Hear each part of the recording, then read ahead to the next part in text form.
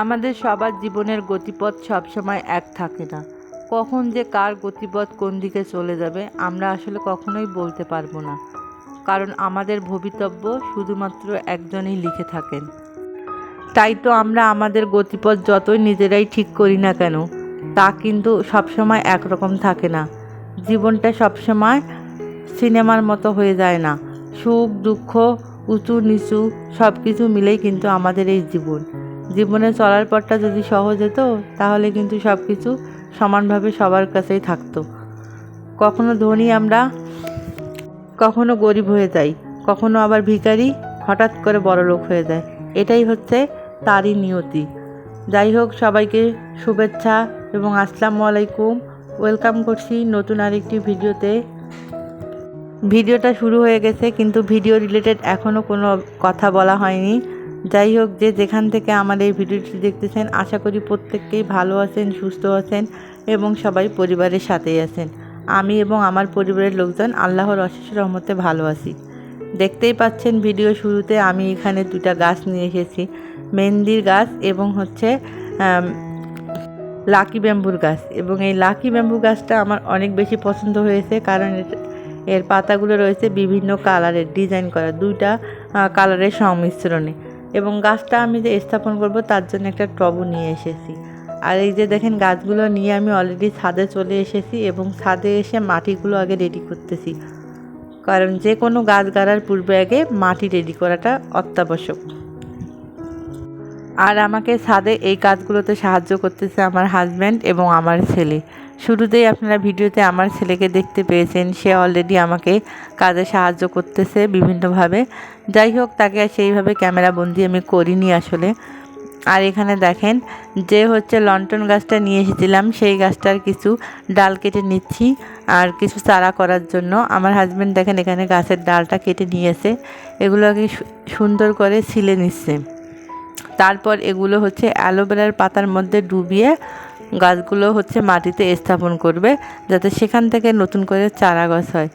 আমি জানি না যে অ্যালোভেরাটা কীভাবে কাজ করবে। যাই হোক, আমরা একটা ভিডিওতে দেখেছিলাম এইভাবে নাকি চারা গাছ তৈরি করা যায়। বাকিটা আল্লাহ ভরসা, আল্লাহ যা করবে তাই। আজকে যেহেতু আমরা এখানে কাটিং করতেছি এবং চারা গাছ স্থাপন করার জন্য মাটিতে পুঁতে দিব, সেটাই আপনাদের সঙ্গে শেয়ার করতেছি। এবং পরবর্তীতে কি আপডেট হয় সেটাও অবশ্যই আপনাদেরকে জানাবো। যারা যারা আমার এই ভিডিওটি দেখতেছেন তারা অবশ্যই দেখে নেবেন পরবর্তীতে। আর অবশ্যই আমার পুরো ভিডিওটি একটা লাইক দিয়ে কন্টিনিউ করবেন। ওই যে যেটা বলতেছিলাম, মানুষের জীবনের গতিপথ কিন্তু সবসময় এক থাকে না। আমরা যেভাবে চলতে চাই জীবনটা কিন্তু আমাদের সেভাবে চললে আমরা অনেক খুশি হই, কিন্তু সেভাবে কিন্তু সব সময় চলে না। কারণ কি, এই যে মাম হীরা আপুর কথাই বলতেছি, আমি কিন্তু সব সময় মাম হীরা আপুর ভিডিও দেখতাম। আমি ব্লগিং চ্যানেল যখন ওপেন করিনি তার আগ থেকে কিন্তু মাম হীরা আপুর ভিডিও দেখি। কিন্তু বেশি দিন না, বলা চলে 2-2.5 বছর থেকেই হচ্ছে মাম হীরা আপুর প্রতিটা ভিডিওই আমি দেখতাম। হঠাৎ করে মাম হীরা আপুর জীবনের গতিপথ কিন্তু চেঞ্জ হয়ে গেছে, যার কারণে আপু একটা কঠিন সিদ্ধান্ত নিয়েছে। যাই হোক, আমরা আপু সেই সিদ্ধান্তকে সম্মান জানাবো এবং আমরা চাই যে আপুর হচ্ছে বাবা এবং মা দুজনে যেন খুব তাড়াতাড়ি সুস্থ হয় এবং আপু ভালোভাবে যেন আমাদের মাঝে আবারও ফিরে আসতে পারে, এই দোয়াটাই করি। এছাড়া কিন্তু আমাদের আর কিছুই করণীয় নেই, কারণ আপু যে কঠিন সময়ের মধ্য দিয়ে চলতেছে এটা শুধুমাত্র আপুই বুঝতে পারবে, কারণ পরিস্থিতিতে যে পড়ে সেই কিন্তু সেই পরিস্থিতির উপলব্ধি করতে পারে। অন্য কেউ কিন্তু আমরা দূরে থেকে সেটা উপলব্ধি করব না। যাই হোক, অনেক কষ্ট পেয়েছিলাম যে আপু আসলে ভিডিও দিবে না, তারপরেও কিছু করার নেই, যেহেতু তিনি পরিস্থিতির শিকার, তার জীবনের গতিপথ চেঞ্জ হয়ে গেছে, কারণ সব কিছু মানুষের হাতে থাকে না। এই যে দেখেন, আপনাদের সঙ্গে কথা বলতে বলতে অলরেডি আমার হচ্ছে লন্ঠন গাছের ডালটা একটা টবের মধ্যে লাগানো হয়ে গেছে, আর একটা টবের মধ্যেও এখানে আমরা লাগিয়ে নিচ্ছি। আর এই পুরো কাজটাই কিন্তু আমার হাজব্যান্ড করেছে, আর আমি ছিলাম ক্যামেরাম্যান, আর এখানে আমার ছেলে ছিল অ্যাসিস্ট্যান্ট। দেখতেই পাচ্ছেন আপনারা, অ্যাসিস্ট্যান্টকে আমি একটু দেখিয়ে দিলাম এক ঝলক আপনাদের জন্য। অবশ্যই কিন্তু আপনারা মাশাআল্লাহ বলতে ভুলবেন না। আর যে কোনো কাজে যদি হাজব্যান্ড ওয়াইফ সাপোর্টিভ না হয় তাহলে কিন্তু সে কাজটা কখনোই সুন্দরভাবে সুগঠিত হয় না। আমার হাজব্যান্ড মাশাআল্লাহ অনেক বেশি সাপোর্টিভ। সে আমাকে সব সময় সাহায্য করার চেষ্টা করে, যতটুকু সময় সে পারে তার মধ্যেই হচ্ছে আমাকে সাপোর্ট করা। আমি কিন্তু শখ করে মেহেন্দি গাছটা নিয়ে এসেছিলাম। সে কিন্তু আমাকে বলেছিল যে তুমি তো আমাকে আগেও জানাইতে পারতা, জানাইলে হয়তো বা দেখা যেত সে মেহেন্দি গাছটা নিয়ে আসতো। কিন্তু আমি বাজারে গিয়েছিলাম, আমার পছন্দ হয়েছে তাই আমি নিয়ে এসেছি। কারণ অলরেডি হচ্ছে মেহেন্দি গাছের প্রেমে আমি পড়ে গেছি। এতদিন কিন্তু আমি মেহেন্দি হচ্ছে লাগাইতাম না, আমার হাতে কিন্তু মেহেদি নেই, যেটা কেনা মেহেদি পাওয়া যায় সেটাই লাগাই মাঝে মাঝে, কিন্তু গাছের যে পাতা মেহেদি সেটা কিন্তু লাগাইনি এতদিন। যাই হোক, কী কারণে যে এখন আমার হচ্ছে এটা এখন অনেক বেশি প্রিয় হয়ে গেছে জানি না, সেই জন্য ভাবলাম যে হোক, নিজের বাসায় একটা গাছ লাগালে মন্দ কিসে, তাই না। আজকের কিন্তু পুরো ভিডিওটি থাকতেছে এই যে আমার হচ্ছে গাছ রোপণ এবং হচ্ছে ছাদ বাগান নিয়ে। আর আমার এই গাছ রোপণ কেমন লাগতেছে আপনাদের, আর আমার ভিডিওগুলো কেমন লাগতেছে অবশ্যই কিন্তু কমেন্ট করে আমাকে জানাবেন। আপনাদের সুন্দর সুন্দর কমেন্ট পড়লে কিন্তু আমার আগ্রহ অনেক বেশি বেড়ে যায়। চাইলেই কিন্তু আপনারা আমার চ্যানেলটিকে সাবস্ক্রাইব করে আমার পাশে থাকতে পারবেন এবং আমাকে সাপোর্ট করতে পারবেন। যাই হোক, ছাদ বাগানের কাজ শেষ করে নিচে চলে এসেছি। এই যে এখানে খিচুড়ি রান্না করব, দেখতেই পাচ্ছেন। আর আমি এই খিচুড়িটা আজকে রান্না করেছি, গত রাতে বেঁচে যাওয়া কিছু ভাত ছিল, সেই ভাত দিয়ে আমি আজকে খিচুড়িটা রান্না করতেছি।